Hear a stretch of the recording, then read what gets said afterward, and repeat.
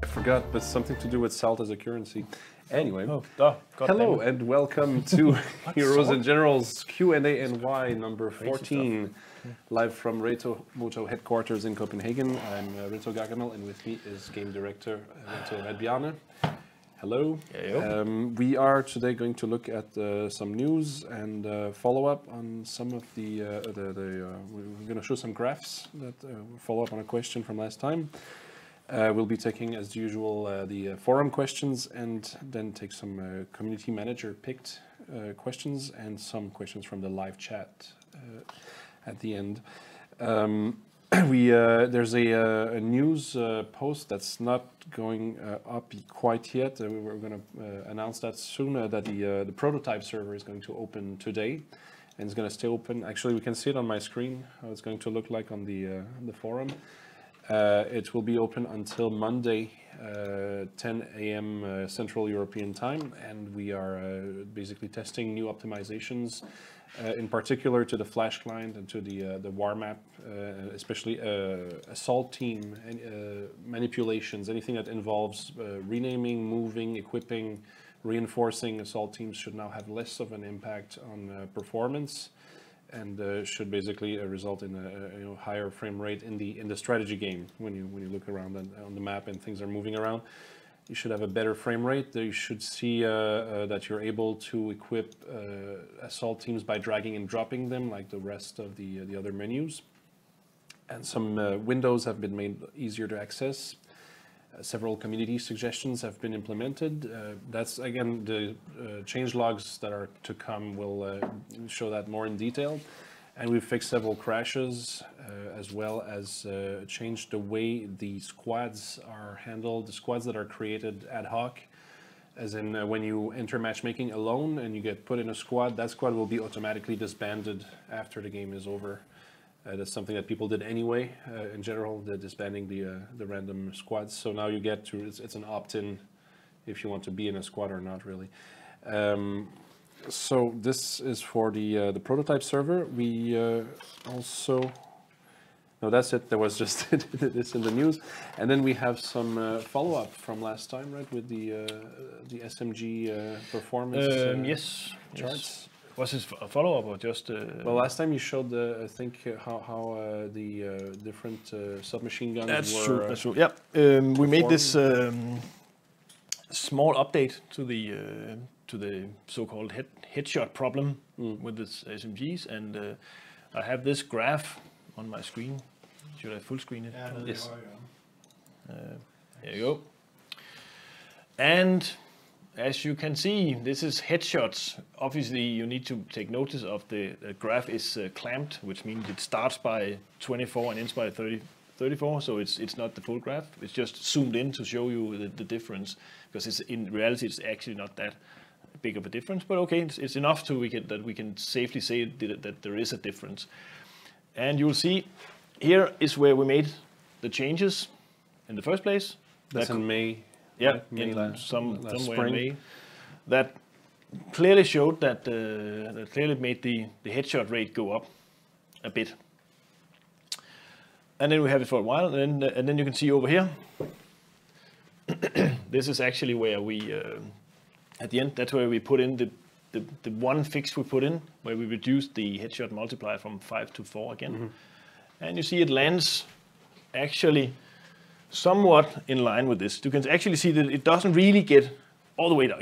We have data on the other side of this graph that actually shows that it's pretty stable at this level, but it's not getting exactly the same level as before. It's just a small tick higher, and we can see on the graph here something we did here made the headshot go even further up, just a tiny bit, and we're currently investigating what was that, so we can bring it all the way back. But the first change, as I'd say, it brings it pretty much in line with what it was before. And on the left is basically that's headshots per kills, right? So this is roughly, it's a percentage, right? If you say like 0.3, well, that's 30%. Yeah. No, I don't think so. I have no idea what those numbers are in detail. Is it not a 30% of the kills were headshots? No. Okay, I'm not sure how I'm supposed to read this. I'm sure. I'm just interested in how the graph looks. Okay. because I mean on the You should remove the numbers. yeah so if you don't know no what it numbers, is. just Yeah. lines. I have headshot per death here. Oh yeah, it's headshot per death. Then it would be back to 30%. Yeah. Right. But I think it's also a subgroup of the players, obviously. So, well, Right. and that was it. Right. I think we had also one with the another chart. Yeah, we have another chart, which is some server ping time since we did the. Yeah, Here and we go. on this chart, this is something that we just got last minute. Can you full screen it maybe? Well, I think it's clear enough. This is old. Yeah, the colors are a little bit unfortunate because the bright shiny blue here, turquoise, that's the old Dutch servers. Yeah. And this is the new ones. So we're talking about this is Frankfurt and Amsterdam, if I'm not Rotterdam. mistaken. Rotterdam, I can't read on the screen, so. So this includes the new Frankfurt server and Rotterdam. Yeah. And this is the old Dutch server. So basically, and again, the graph is clamped. This is the ping in milliseconds. It dropped from 52 to about 40. Is that it? 48. 48. So it's like it's just a few milliseconds drop, but it is an improvement. So It's a small improvement. so the ping is dropping since the servers have been replaced essentially. So We should not do these clamped. I hate clamped graphs. yeah, but it's cheesy. They like cheat you in. So it still says so we can see yeah, what yeah, the drop is, right? I know, but you need to need to be aware that it's a cropped or clamped. Now we're saying graph. it. I was saying it, yeah, but the guys out there might not know. So what again, it is. that doesn't start at 0, and it's not. You know, the top of the graph is basically 50 milliseconds. It's a trick politicians usually use if they want to drive home a point on some very, very shaky foundation. Yeah, we're not politicians. No. So I guess we can move on to the We questions. are politicians. Are we? Yes. It's not technically sarcasm, so I can't use my favorite sign. You have to come up with a new sign for like. Okay. Let's try this one. We are politicians. That's good. Yeah, That's good. yeah. Yes. So, questions from the forum. Are we going for the questions? Yes, and that would be. You're showing my screen. Is it? Oh yeah, it's my mouse. Okay, good. Excellent. First one is from Horst the 7th and Panzermensch. They are asking, what about smoke grenades? They should be given to infantry to cover an attack or retreat, to recons to infiltrate our location undetected, and they should also be hull mounted on some tanks, as some in-game model already has smoke grenade launchers on it. Will it happen? Will it happen? I hope so. I can't say. We're not working on it, so not in the foreseeable future, at least. Yeah, I think right. that's, Yes, it sort of like falls into the category that our effect system is needs a bit of an update at some point. And obviously, when that happens, we will look into all sorts of new possibilities for the effect system. Right now, we are still locked into the whole armor penetration model update and the terrain system and all that stuff. So we'll take one thing at a time. Yes. Right, next question from Night Shredder 203. Will there be a new class, and if so, what will it be? Ooh, that's an interesting one. A new class? What do you think a new class should be? Let me collect my thoughts here and say Berserkers? Berserkers? I was thinking more in line of if you had to make another class that had to stand out from the current classes. It could be some sort of a partisan or something. Yes. Some character that only operates behind enemy lines. That would be awesome. So you can start battles in the enemy territory. Wouldn't that be great? I have to see it to believe it. Yeah, but I don't know. It's. I think that's it'll be interesting. So you're essentially here mentioning a potential. No, but I'm just Right. well in my world, all classes are we could look into fitting into the game at some point. Say like a Navy guy might be harder to implement because you'd have to have some actual sea combat in order to justify that. But Partisan would go in the game with the current tech we have, but just in a different scenario or game mode or anything, something like that. I think there's a question later on that could actually be used for this, like the ambush type game mode. But we'll get to that. All right. Next one then from a Mr. What About If? Can you show us data and stuff like that of wars that have gone? Probably means wars gone by. Yeah. And tell us a little why the war is usually won by the Soviets and Germany usually loses. It's hard to tell why a certain faction always loses. That's we try to move the capitals a bit around on the map, and we tighten up the choke points and all that stuff. And I think one of the next things to make sure that we try to shuffle the back even more would be to maybe have a random starting capital for each faction and stuff like. That's still a lot of stuff we can use to try and see if we can make winning the war possibilities better.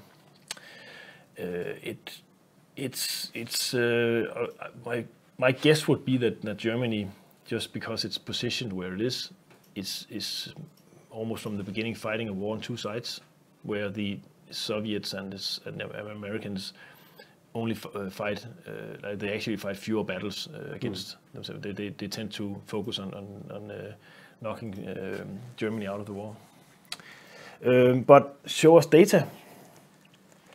Do you think, because we have this website where we upload every time a war have ended. There's a website where you can replay the war, and that's actually accessible to the public. And I don't know how many who knows that. I think it's been a while since we mentioned it. Yeah, the community managers usually post the links. Right, but it's only for the current war, isn't it? No. If you can switch to my screen again. I think this computer is just weird because it. This is the website. Let's see. Yeah. Oh, here we go. Oh, actually, it's just because the screen is just. I thought there was some weird going on with the screen. I can't. No, that is true. Yeah. This URL you're seeing up here. If you go into that, you copy it into chat or something. Yeah. Well, I guess our community managers will handle that. This is a simple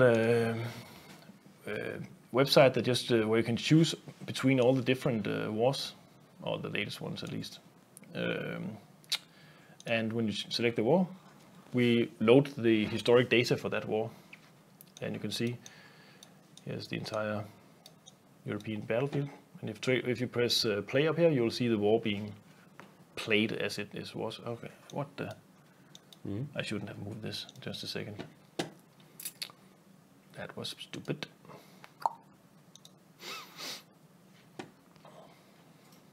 There you go, press play. And you'll see the war going on. This is the latest war. And here the Germans started with what, Rome and Belgrade? Yeah, I think so. They're moving on pretty fast. But you see actually here where they have a huge wide front line, Germany, and the other two don't really. Yeah. So they can more like check out the building for Berlin there. Yeah.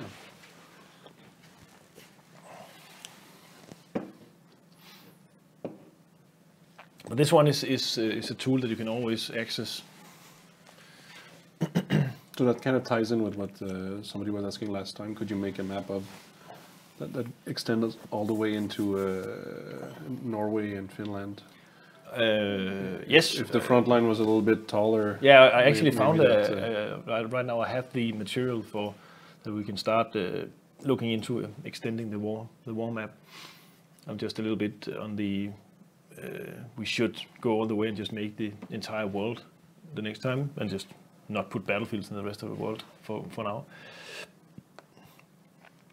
You see, this goes on for quite a while.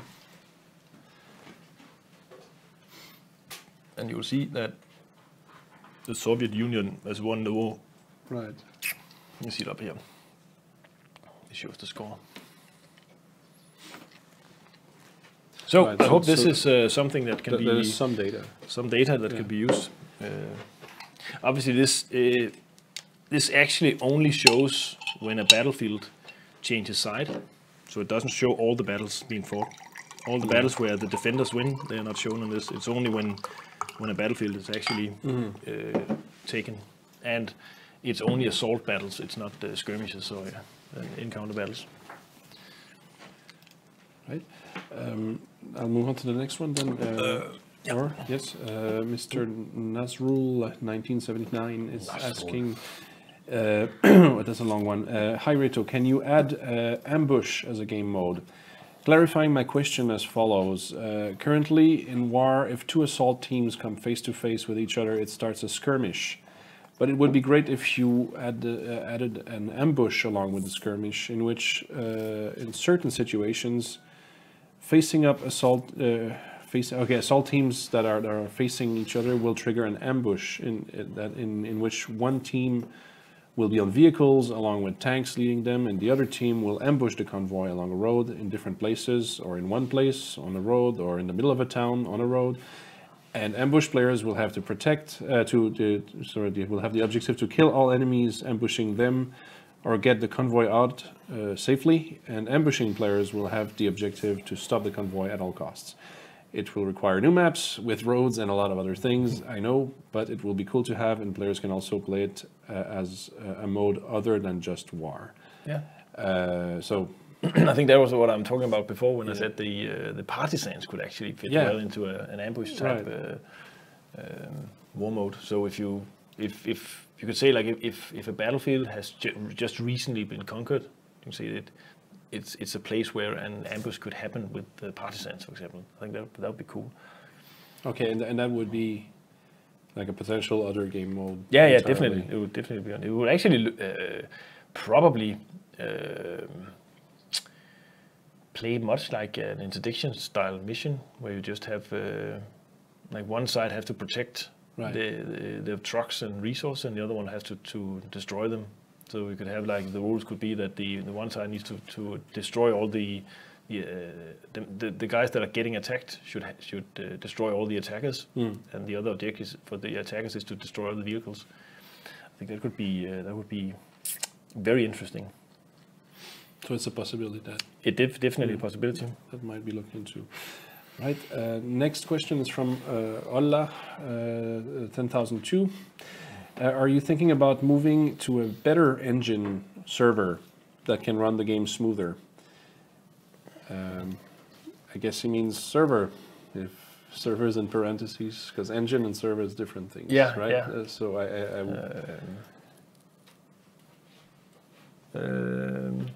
Nope, we're not considering moving to another engine on the server side. Yeah, so that's it right now. Yeah. No, so we are looking into optimizing the stuff we have for now. We might do it later. I don't know. It has been discussed on several occasions, so it's nothing that not a subject that's like completely strange to us. It's something that we obviously need to look into once in a while, see what can be done and what can't be done, what's easy. And it's like switching a game to a different engine with a game of this complexity is a lot more difficult than you actually think. It's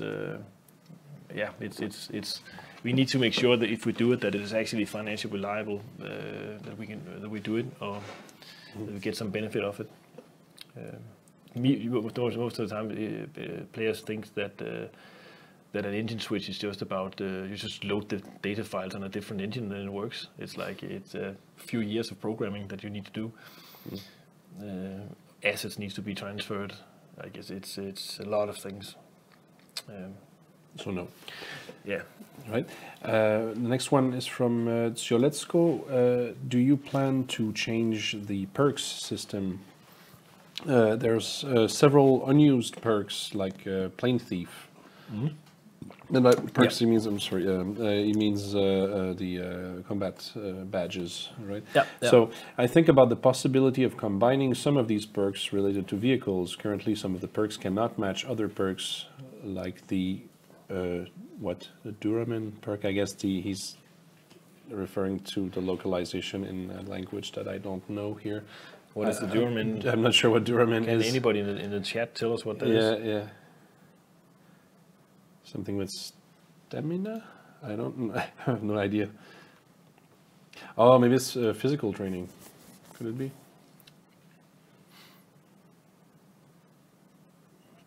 Probably, yeah. It's anyway, yeah. It would help if the question was not Google translated. But anyway, let's see. Duramin.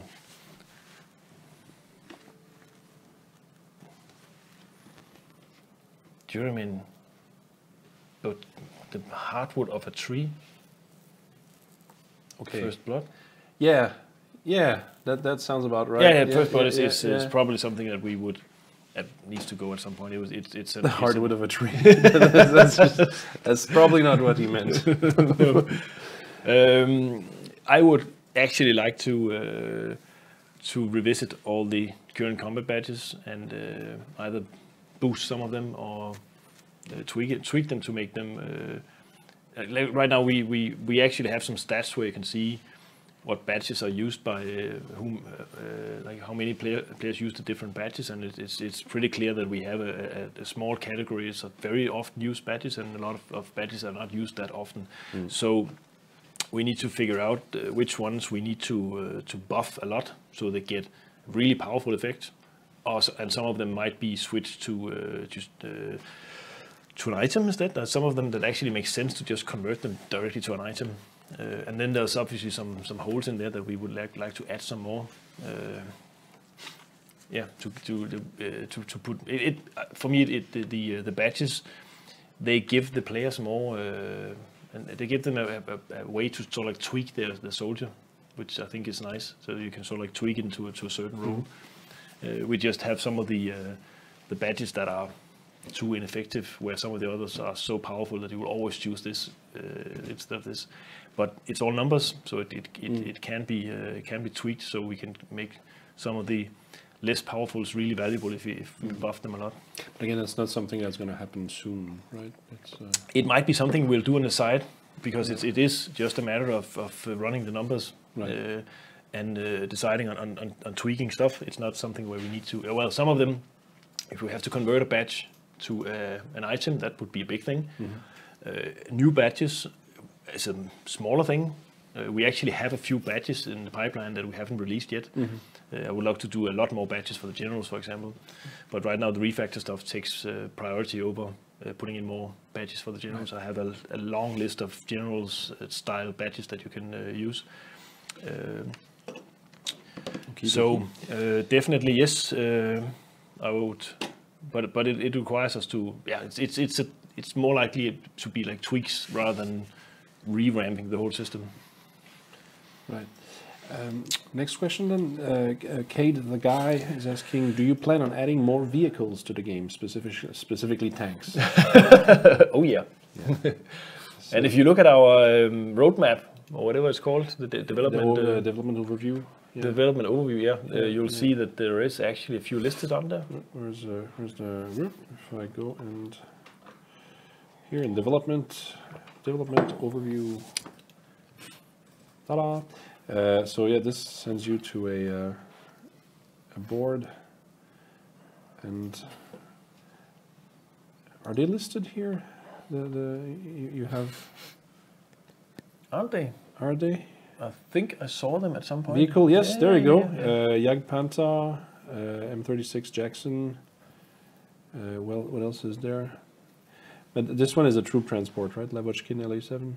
No, that's a high tier fighter aircraft. Yeah, it's an aircraft. Yeah, okay, no, yeah, but this one is the tank destroyer, the Su. Yes. There's heavy tank destroyers in there. Yeah, And there you go. So we got quite a few vehicles that are in the pipeline. Yeah. Yes, we also have some good ideas for. We actually have a lot more vehicles lined up because we want to add more vehicles to the current categories. Because if everything goes well with the new deploy system and vehicle update, we will again be able to add more vehicles that actually are somewhat different. That's the whole point of especially with the handling and right. No, but both the handling, but also the deploy system where we have different cost of vehicles in deploying. That actually makes it possible for us to add vehicles that are like similar, but in different cost. So it's another parameter for us to use, which I think is pretty cool. So we have a whole bunch of other vehicles mapped out that we would like to add. But these are the ones that are actually 100% sure that we that you're going to see at some point. Half made already. So that sounds like an answer. Yeah. Swisslaw is asking, the uniforms and skins are very expensive compared to other in-game purchases. Why is that? And will they ever get cheaper? They will get cheaper when we run discounts on them. The uniforms are in a category of items in the game that we feel that we can put a fairly high price on because they are not, they're not that gameplay influential. So that would be the free-to-play style here. Otherwise, if we didn't put a high price on them, we would make them super hard to unlock instead. So I think the high price is a better alternative. But yes, some of them are really expensive. But we ran a long series of price adjustments a few years ago on those uniforms, and when you do this thing where you actually increase the price and you start selling more, you have to continue doing that until you start to see the sales drop off or flatten again, and then you take a step back, and that's your good price point, because that in this type of game, on this type of item, it's very much driven of what the players are willing to pay for it. And apparently, a lot of players are willing to pay a lot of credits for these uniforms. That's why the price is so high. Right. How do I pronounce this one? Jaco Luco is asking.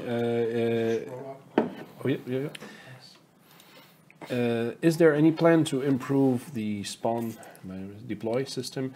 I think that spawn needs to be improved, for example, with better locations and more possibilities of spawn. And if yes, can you tell us more information about that? I'm not sure I entirely get the question. Well, you have the clarification below. Some members really feel that there is so much dying between their spawn point and the closest objectives. Okay, so it's more like a level design issue, that you need more routes or cover, basically, when moving from the spawn zone to the objective. So if that counts as being improvement of the system. The system. The system is one thing, and the maps are. Its system could be improvement. Could be like you have several spawn locations for each capture point. We only have one now, but at least the actual point where you spawn is randomly chosen and is calculated from the extents of the whole zone. And so I think that's a pretty solid, easy to change system. The other thing might be. That would be our ongoing tweaks of the maps. Obviously, we gather a lot of info from the forums on special areas of the maps, and we change them if we feel that there's too many players dying in a certain spot. We'll put in some cover.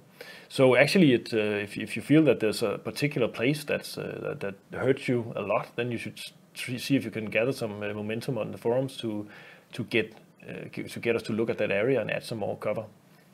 That would be if you have like specific screenshots of and also discuss it with the other players, because some other players might not agree that it's a problem, and they might actually think it's a good thing that there's some kill zones around the map. So. Right. Next question from Adrian Victus. Can you rework some of the weapons, please? I think I get this question quite a lot. There's a certain clique of people are advancing. There's a certain lobby. So now we dealt with the SMGs, and now we're moving into LMGs. LMGs, yes. So that's going to be a theme for the next few streams, I guess. Yes. So he says the MG42 needs TGG. Now you lost me. TGG. I have no idea what TGG is. What does TGG mean, people? Answer me. Yes. TGG. What the acronyms are not always international. So basically, it says that the MG42 needs TGG when 1919 can snipe people at 300 meters. And grip gold. Oh, it's your own. I need to. This is like I don't know all the different abbreviations that people come up with. Yeah, I mean that I would say. Can you repeat it? Yeah, so it's tight grip. It's combat badge. Yeah. So it's a combat badge. It makes it super steady. Yeah. Okay.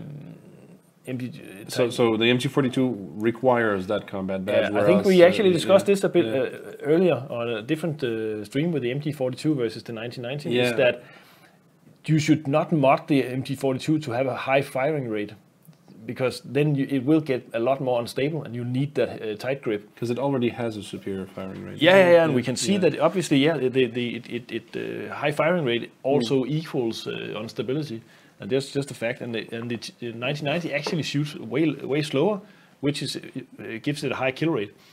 So you should actually do the reverse of the MG42 and try and slow it down. That would make it a lot better, I think. Right, and then the question goes on. The PPS 43 / STG 44 damage / rate of fire ? Now I'm sorry, but this is. I think that must be if you compare the STG to the PPS. Okay.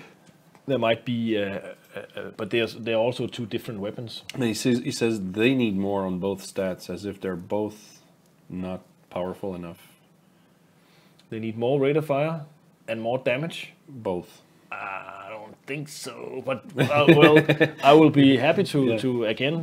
I can see 56 votes on this one, so there's some. I will obviously have a discussion with the weapon tweaking guys and getting out some numbers on this stuff to see if there's anything we can do.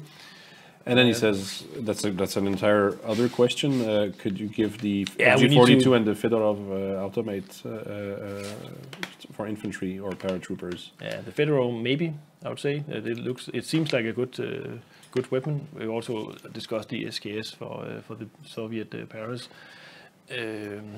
FG42 for the infantry. Russian infantry maybe. German no way. Okay, I don't have the reflexes for it yet, but because it's a German weapon, right? So yeah. No, he's so proud of it. God. Sarcasm of the day. Okay, next question is from how do you pronounce that? Wakali and Gugeven. Anyway. Are you going to make the credits we earn basically the soldier's salary? Will you increase it? Nope. Nope. Next question. Well, we if we are to introduce something that drains more credits into the game and more stuff to do, then obviously we need to counterbalance that with an increase in the earnings. Right now, the earnings actually go up when you rank up your soldier, which means that if you're a solid player, you get to the end, you'll make plenty of credits. Just ask some of the veterans in the game; they have more credits than they can ever spend. So I've noticed that. Yeah, I've seen some guys, and I thought. So some of those guys is like it is not the problem. No. It is more likely a problem that you either use too expensive, unnecessary mods on your weapon, because there is some weapon configurations where you don't need to put mods on in all the categories. You can take some off, and it will still work for you. So it's more like a balance thing. And also again, automatic weapons, they just use a lot of ammo. Don't use that much ammo because it costs us as well. So it's a lot more of be a little bit economic with your resources. Also, grenade spam and mines and stuff are fairly expensive, so go easy on those as well. Yeah. And it's actually, I think it's a good thing because it has somewhere it has a dampening on just for example the grenade spam. Yeah. I think that there's a lot of these mechanics that needs to be in the game, but we just need a good way to control it. So. So if you have a high level, high rank character with a basic weapon, that's going to be your breadwinner, really. So yeah, I think I've seen some players who actually just mod the semi-autos. The starting rifles can be made really, really good without being too expensive. No. But it obviously many players will go straight for the machine gun or the assault gun, assault rifle. That is. Yeah. So I think it's a matter of adjusting your soldiers and your weapons to fit your spending. Yeah. But you don't even need to be good at surviving. You just need to keep playing long battles with a character that doesn't cost a lot. And again, so if you go after the kill death, that's the thing. If you go after the kill death, you're going to spend credits to get your kill death. I can say we do like in the game that the players have a lot of choices, but also we kind of nudge it in the direction that we would like them to play smart and tactically.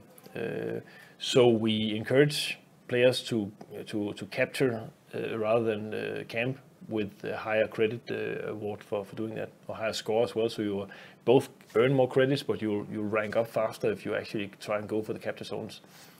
So that's a meaning to all this stuff. Right. Next question from Alex G 1379. How is the development of tank versus tank only maps? Will you allow tankers to use binoculars while their head is bumped out? That's two different things, two different questions, all put into one. I think, didn't we have an agreement at some point that we only have one question for each question and not multiple questions? Yeah, well, it's just it's hard to enforce, I guess. I know, it's fine. But but that one is we get it every time, right? We start with the back one, the binocular and tankers and head pop out. I think that falls into that's a new feature basically, and I think it's something that it's. I think I've said this several times before. It goes into the same kind of area for the code that fits with shooting from vehicles and shooting from parachutes and all those things, and I think that is really cool, and we'll probably take a look at that whenever the vehicle day update is sort of in the box, because I think that is pretty cool. I think that people have been asking for this with the binoculars for so long. I would personally like to have some, for example, a combat badge to adjust so how far your head sticks out. So you can have like a super tanker badge that only just peek out with your binoculars. That would be awesome. Tank versus tank, those have been put a little bit on hold right now because of other things to do. But they will be. We will be moving on with those tank only encounter battles. They're dependent a bit on the refactoring of the new transport system for the strategy game, because we need to have a safe way to start them in the war. Right. Yeah. Next one from Mr. German Death. Will you? Yes, German Death. Will you ever add flamethrowers to the game? That's a faithful companion of the binoculars in a tank. We do have some working, as some of the insiders have announced on the forums. We do have some early flamethrower code running. It's pretty fun, actually. But there's a lot to do before we can actually put them into the game, because I think I said that before. I think it requires a solid purpose, because it can be super OP or it can be totally useless.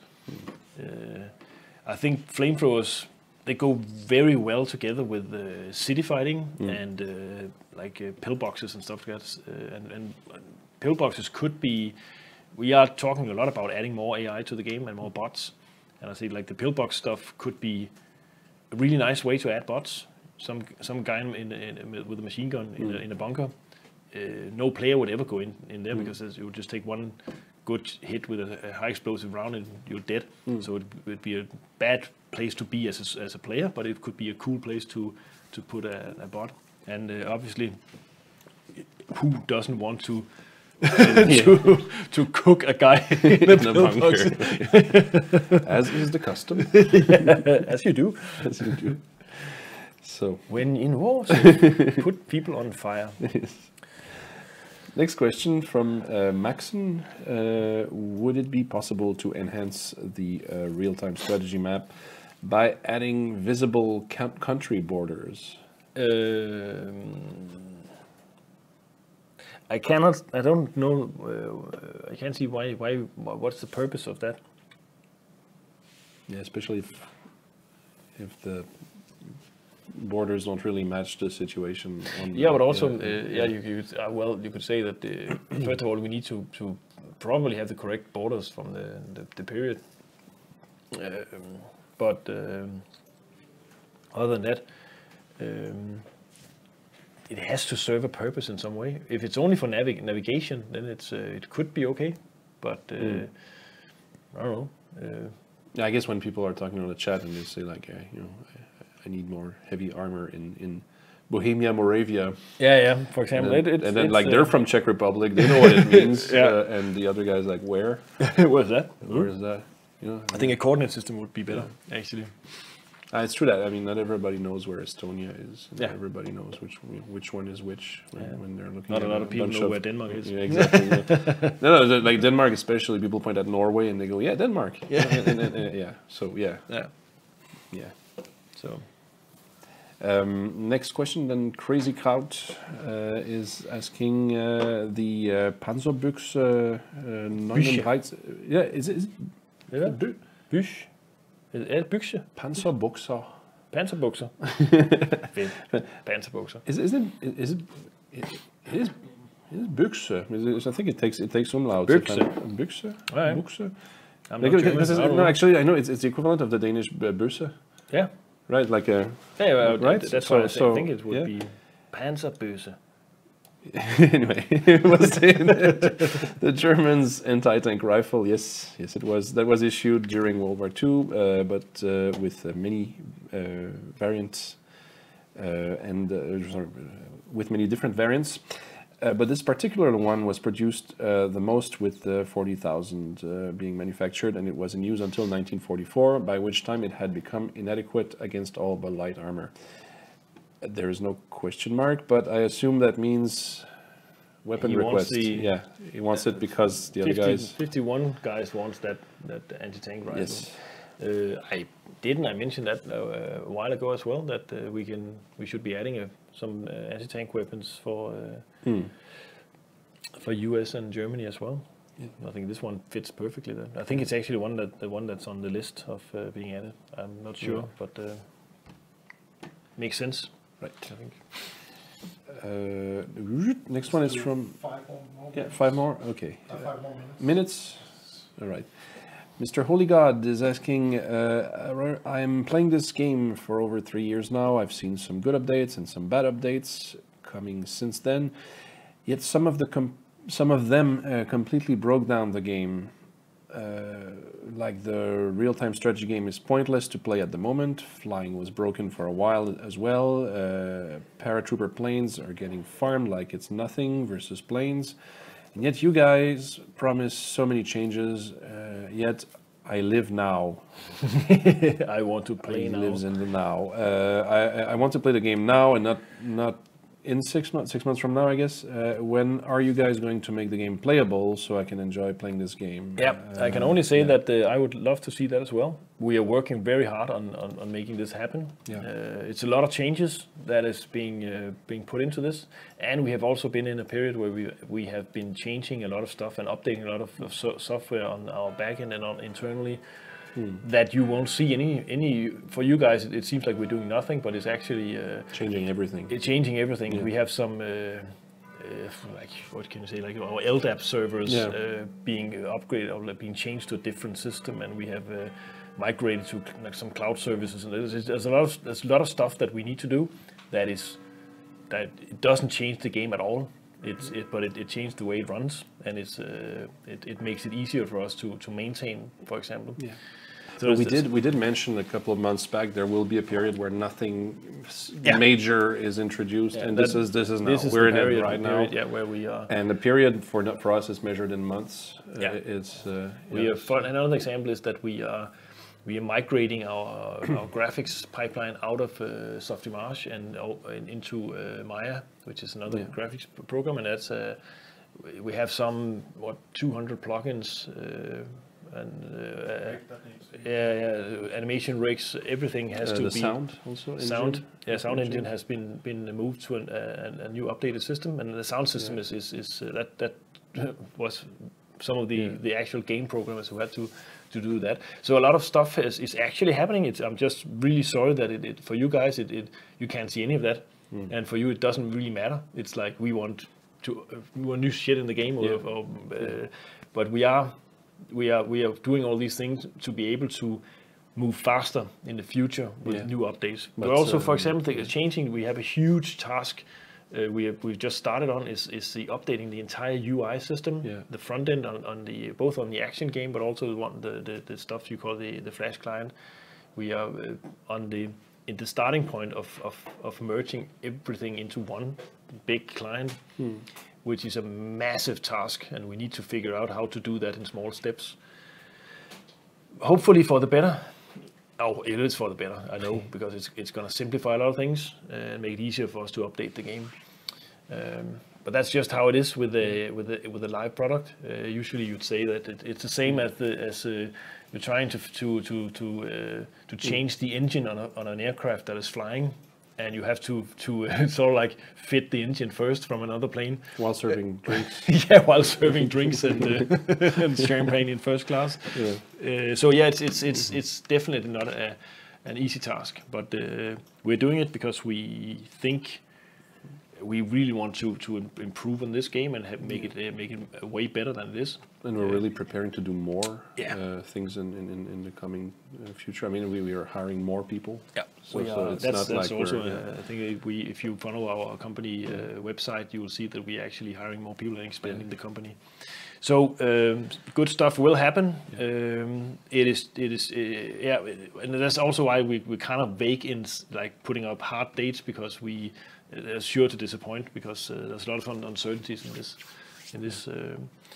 So it's not that we are trying to kill the game. We're actually trying to make it way better, and that sometimes just requires a lot of rewriting of code and rewiring of the whole system. And you guys won't see any of that rewiring. So Yes, Mr. Gerger 444. Will we see dive bombers like the Stuka?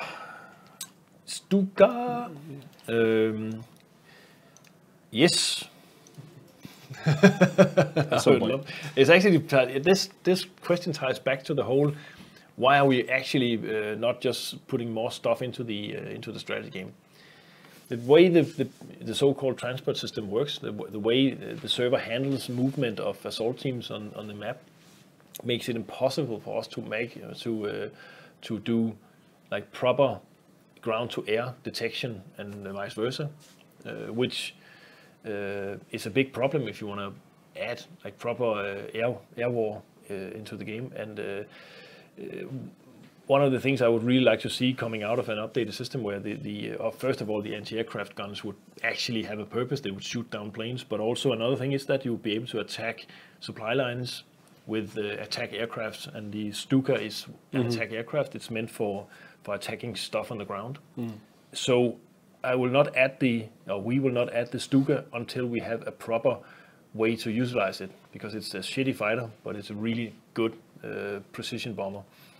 And we need a solid game mode to support that, I think. it has to make sense in the game.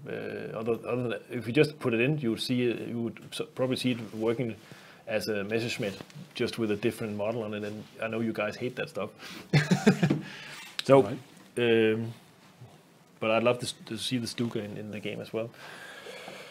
Okay, last one from the forums. Mr. I love that game. Aldebaran MacArthur.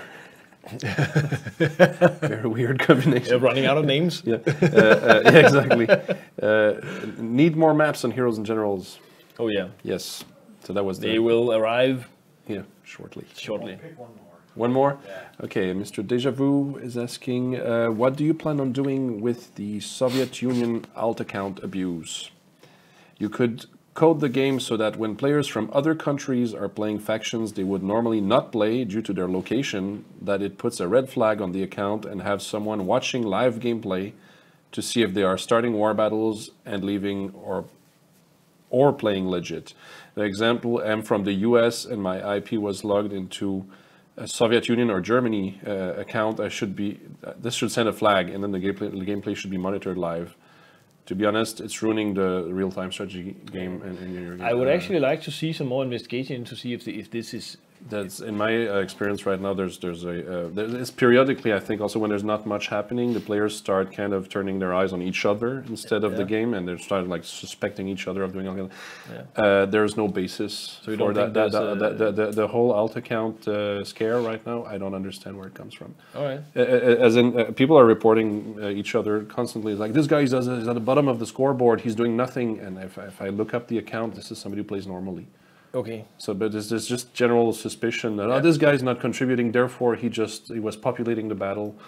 I mean, it's been a while since trying to populate battles with alternate account. It's lost any kind of significance in terms of what kind of advantage you get out of it. Yeah. So I mean, it's I really don't see where this is coming from. But I think also that just assuming that somebody should not be playing a certain faction because they're not, physically in that country, that's an assumption that you can't just make. There's Germans playing on the U.S. side. There's people in Russia that play American. Yeah, I think there would be at least too many false flags, I would say. Yeah, this is absolutely not feasible. This is. But then again, if you can make a solid proof that. Well, yeah. But screenshots, this guy. I don't know how you make those proof. The screenshots are not sufficient. It's not sufficient to prove anything. When people say, "Hey, look, this guy was waiting and now he's not," it could be that an entire squad just left matchmaking because for some reason they decided, wait a minute, this is not where we want to play. So they just leave matchmaking, they go and find another battle, or they're looking for their friend, or who knows. It could be people have the right to leave matchmaking if they want to. It's not necessarily. I guess that's also ascribing to malice what can be explained by ignorance or something else, that people are just changing their minds or confused and they just leave a battle. Doesn't mean that they wanted to do it to annoy you. Sometimes it is just they leave a battle. And it's not the end of the world.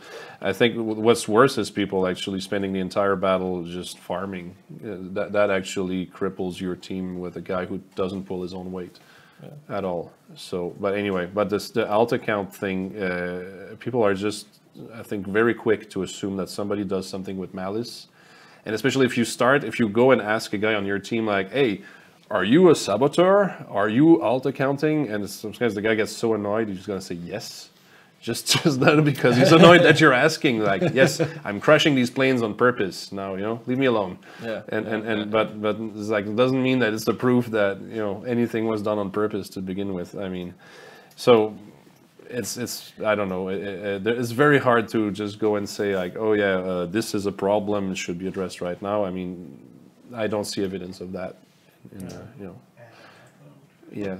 On that note, we should go to take community manager picks. We do the chat stuff after. We can see people are starting to ask questions in the chat as well. All right. So first question. We should do some. It seems to me that we should. Should we start with the chat? No. We do the stuff we scheduled, but maybe we should give more time to the chat questions than the. Let's. Well, next time. We got just 5 of those. If people would like to have live questions rather than pre-cooked ones. All right, let's do these quick then. Valorous TF and Boom the Kid are asking, when will the Adams cone fire be removed? There is no doubt that it's hated by a lot of the community, and by removing it, the problem of the random headshots should be solved. And here he's talking about the way that the sway was changed in the Adams. Yeah. So that's pre-release. It's a long time ago, actually. Yeah, it's a long time ago. But Yeah. They feel that there's too many lucky kills rather than skill. But what was changed in the I think the that Adams they build did. is I'm not really sure I know exactly what was. I think Yeah, the it's the kind spray of- it's pattern kind was of, made more random, I think. nah, not just that. I think if I'm not mistaken, it's also the shoot from the eye thing was introduced at that point, if I'm not mistaken. We should. Yeah, we should. But then again, it's the whole. We just showed you guys some graphs that shows that the multiplier alone actually do the trick of the headshot stuff. Yeah. Yeah, so actually it's not necessarily sway or anything like that.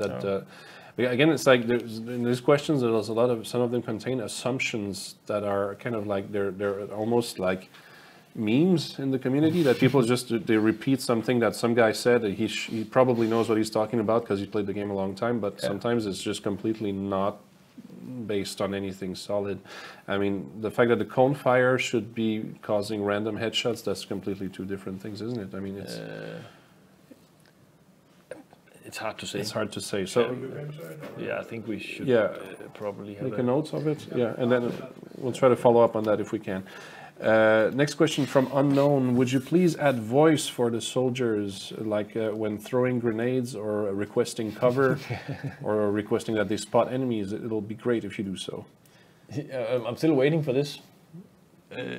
Yeah, I would love to have this. We actually have a whole list of stuff that we want to do with voiceovers.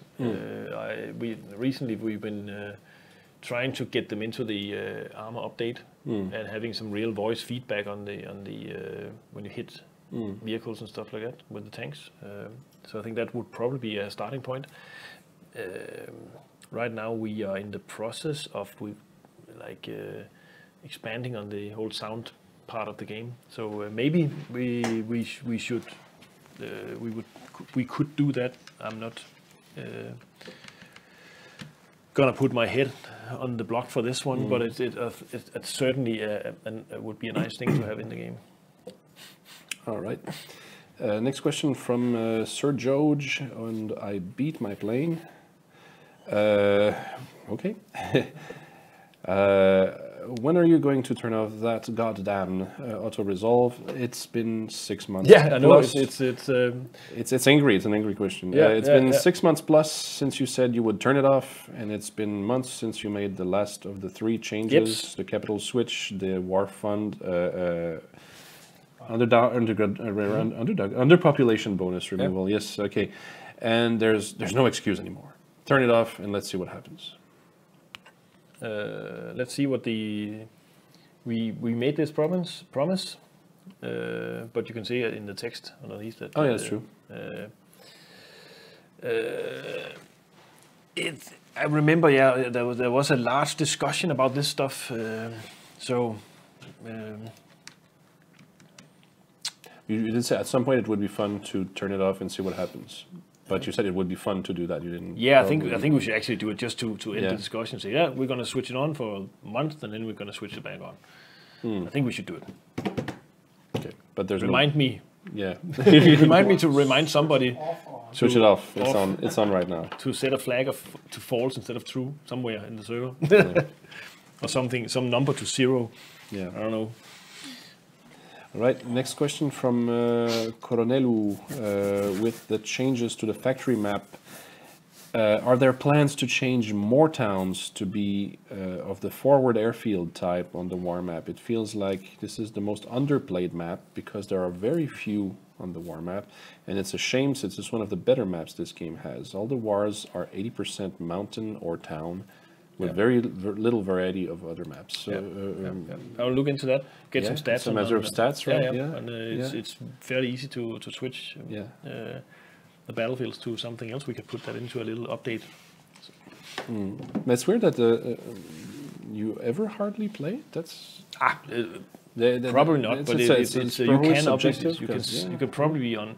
It's I know there's a lot of forward airfields for example, in England and some areas of the map that is probably not contested very often. Right. And up in the mountain and town, those are a lot of those maps in the Alps and where you actually see the front line being most of the time.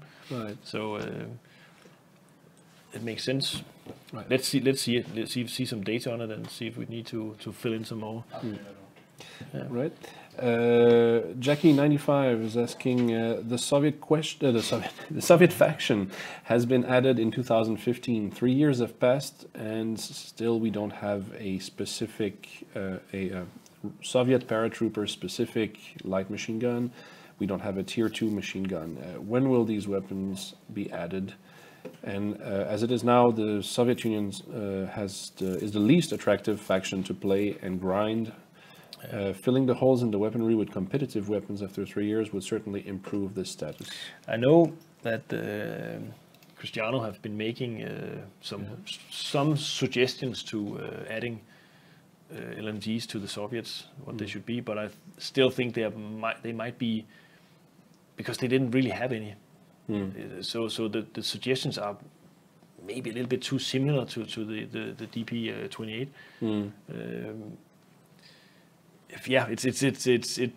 We can't just make up an LMG to fit it into the category. So it's hard when they didn't really have any. But you can, if you have super good suggestions, and pop into the forums and make it clear to, like, suggest it to Cristiano. He'll be all ears if you suddenly have a good suggestion for this. He does have, I know, at least 2 other suggestions, but they're kind of a little bit hard to fit in. And I think 2 of them are not different enough. Right, shall we jump into the chat? Yeah. So if you have questions, remember to address them to RedBjarne directly so that we can highlight them. And I'll bring up the chat window on my screen. Yeah, let's do that. It's the N-Class saying, compass please, it's really useful in other games, and please don't make it Call of Duty style. A bar on the top, just add a compass that works like a map, but using the K key. So you want a little round thing in the corner rather than the traditional bar thing at the top. That's funny, because we were actually discussing this and saying, why don't we just add the bar, because it's super easy to do. But if people hate that, it's probably we should reconsider that. I actually think the bar thing works really well from a UI perspective, because it's in your view anyway, and looking down in the corner of the screens that's where you miss stuff. So I actually think the bar thing works better from a UI perspective. Maybe not from if you want to have a nice compass graphically in the corner, then it's something different. But Full screen with that chat. yeah, full screen now. Yeah.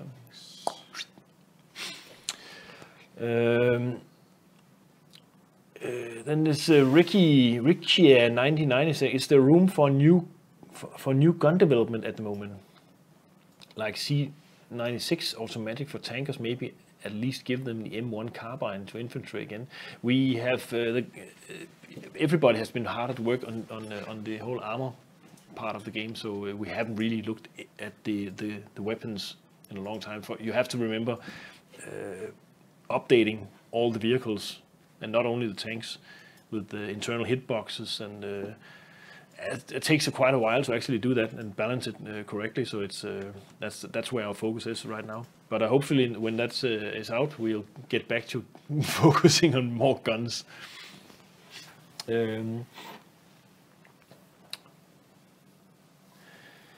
0 of 25. I do have an important question.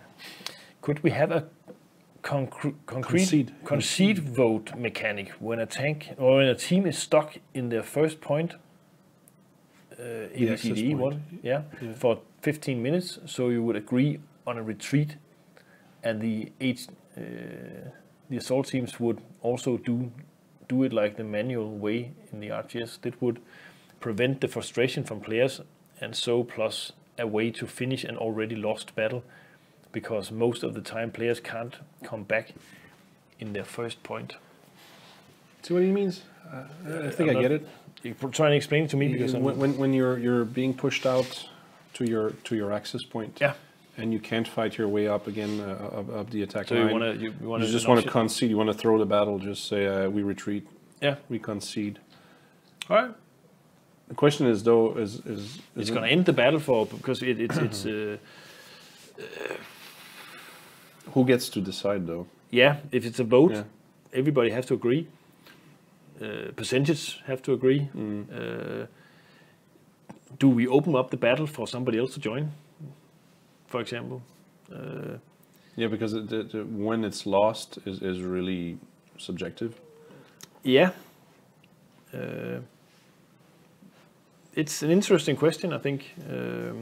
And also, does that mean that like it interrupts the action when somebody Yeah. says, "I want to vote on leaving right now"? As everybody who's busy actually fighting will go like they Yeah. have a pop-up that says, "Oh, you have to take a Yeah, position now you are chickening out.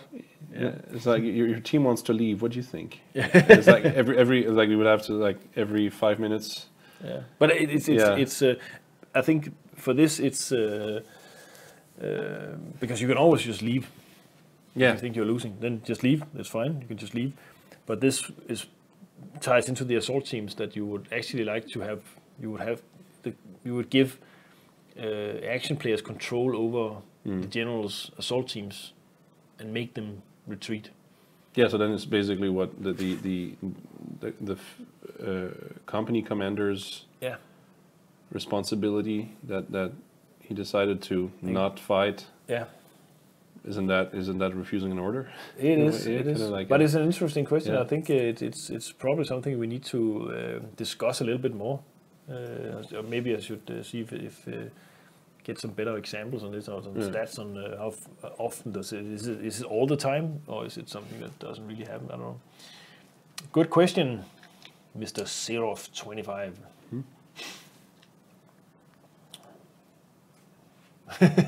There's a Kerabos 209. He has 3 questions. All right, I'm gonna mark them. Kerberos. Kerberos. Yes. All right. One, what happened to the heavy fighter statistics? I'm sure I promised something like that. You wanted to look at but again we didn't have. Make sure this time that we type down what I promised and then we actually follow up on it, rather than just me saying stuff and not following up on it. Number 2 is why don't you replace the Sonderkraftfahrzeug 222 with the 221 and add the Puma? 234. As I recall, the 221 is the one that has a normal LMG as a gun in the turret, right? This would be more sensible and more fair. They all want the Puma. I know Cristiano has always looked into this as well, so he actually have that in somewhere in his little scheme of new vehicles. I think it ties to the whole fact that we want to take the small half track and put it over into the recon category. Right. And some people are upset about that, and they want a different vehicle, but we're going to put that anyway over there. So maybe we're going to add this one as well, but I think it would probably be too close to. It's a super fast vehicle, so it's actually pretty cool. I'll need to speak to Cristiano about if this makes sense or not. And then 3, why have the US P-38 bombs a bigger effective explosion circle as the ones from the ME-410? Why is that? Bigger blast radius. Yeah. Why does it have a bigger effective explosion circle? Because they're bigger, Are they bigger? aren't they? I don't think so. I haven't looked at it lately. One size right now. Yes, so there is only one size, I'm So- told, which is Maybe there's more stuff to. But it should be Follow up changed on? at some point. yeah. It will be changed. It should be. Yeah. No one. Okay. Up or down or sideways or You're saying there's only what will be changed is that there's only one In the size, future, we should have different different sizes of bombs. Okay, so right now it's the same size for the P38 and the Messerschmitt. I don't know. You're not sure. Okay, this is something maybe we should follow up on Yeah. because I was actually saying, who stole my question? I don't know. Yeah. And then there's S. Vanos. Is it possible that you make some small maps like Colmar Hamlet while we wait for the big ones? The wait seems eternal. No, we are focusing on the bigger ones. so that they can it exist. It ties together with the whole updating the engine and moving to Maya and all that stuff. I know it's we've been saying this for a long time, but it's actually what is happening, that the transition to a new workflow is just like there's so many things that need to be updated.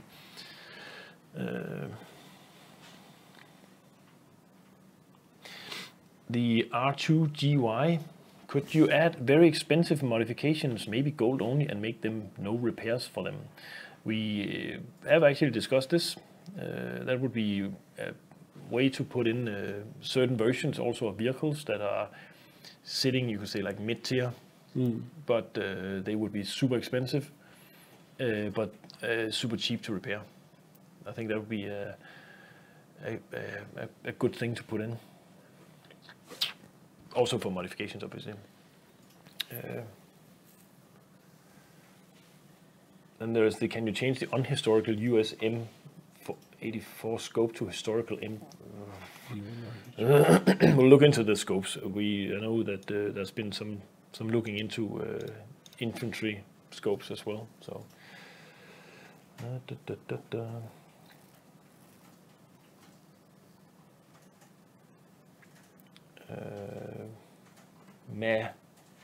Mafios, are we gonna have any Easter sales? I think so. I hope so, because I need to refill my stuff.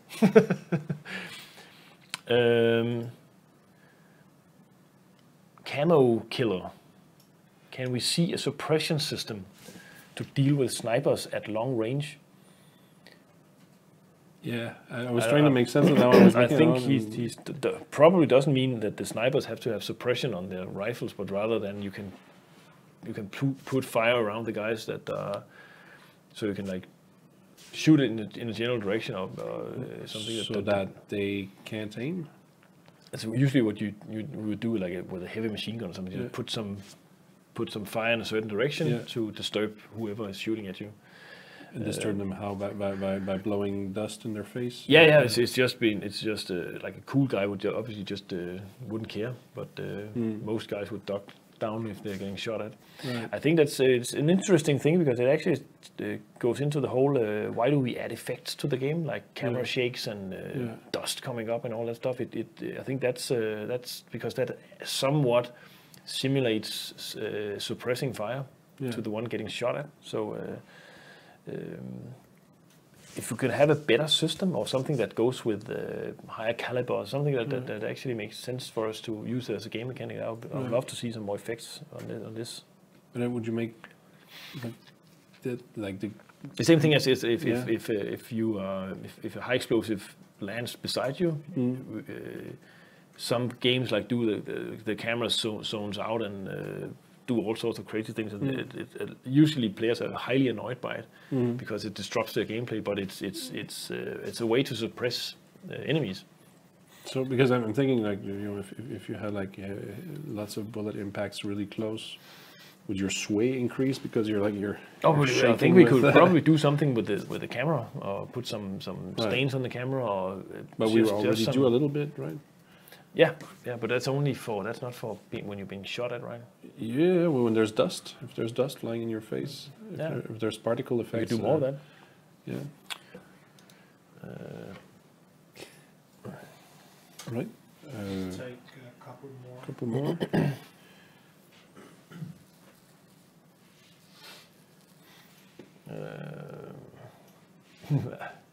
Soul Horror is Armor 2.0 progress. We deliberately don't call it Armor 2.0 because the whole thing goes to all the vehicles. It's not only the tanks. There is some tank stuff, obviously, but the hitbox stuff actually. That's not just for tanks. Not just for tanks.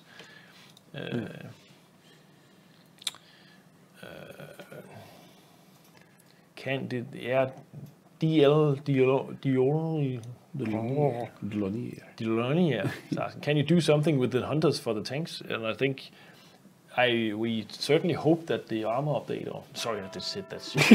The vehicle update does something for this, and it's a whole range of stuff, making it harder to kill a tank, for example, and making it harder to ride in a motorcycle in the middle of a field. And there's lots of stuff we're trying to put in to make it harder to kill a tank with the stickies. How many questions do we have more? As much as you want. As much as we want. Well, a few more. We are finished in about a minute or something. Yeah. Let's see if there's something interesting here.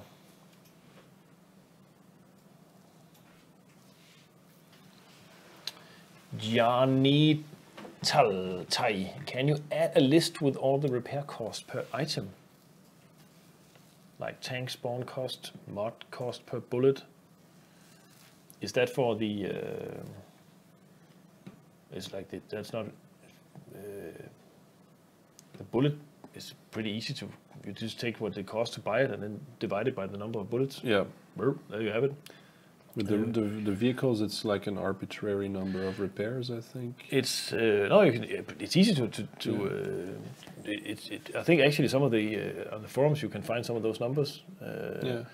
It's just see how like only getting killed once and you see how much it gets deducted. You pretty much have the numbers. Yeah, because so that's the thing is every time you get killed in that vehicle. Yeah. But I think maybe this would be like the a list of after each battle you see the repair cost. Yeah. When you're switched on auto repair. And we have discussed this before that you have whenever your stuff has been auto repaired, you should have like a little list of what actually got into that auto repair. Right now you could just have like this much was deducted from your account. You should have like a detail of that. I think that would be fair. I think it's I've talked about that before, and it seems to be one of those features that just keeps just stuck somewhere in the priority list, and other stuff get ahead of it. So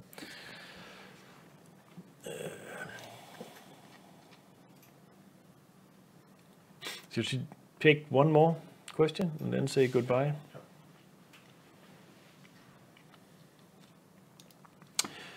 TNT Emeralds, is it possible to see the new tank sounds animations before vehicle 2.0? The vehicle update is dropped. I certainly hope so. We're preparing to put it up on the prototype server. So yeah, we will be testing stuff. Yes, obviously, because there's a big controversy about the whole deploy system updates that people are really nervous that it's going to fuck everything up, and we really need to make sure that that it actually is somewhat balanced before we release it. So that's going to be fun. So yeah, that's it. We're wrapping it up. Yips. Wrapping it up. So today we talked about some news. We are opening the prototype server. You will be able to read an article about that on the forum. There will be a post about what we're testing and until when. Then we took the usual forum questions and community manager picks, as well as questions from the live chat.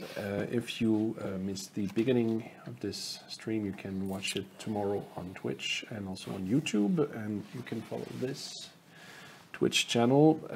You can also find us on Facebook, Twitter, YouTube, and our own website, heroesandgenerals.com.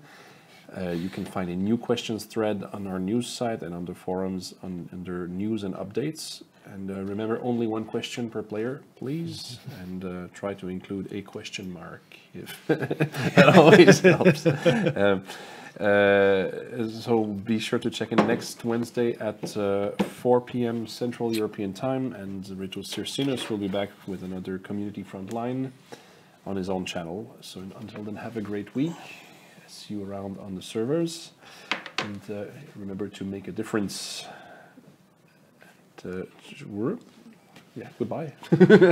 Goodbye. Remember to say goodbye.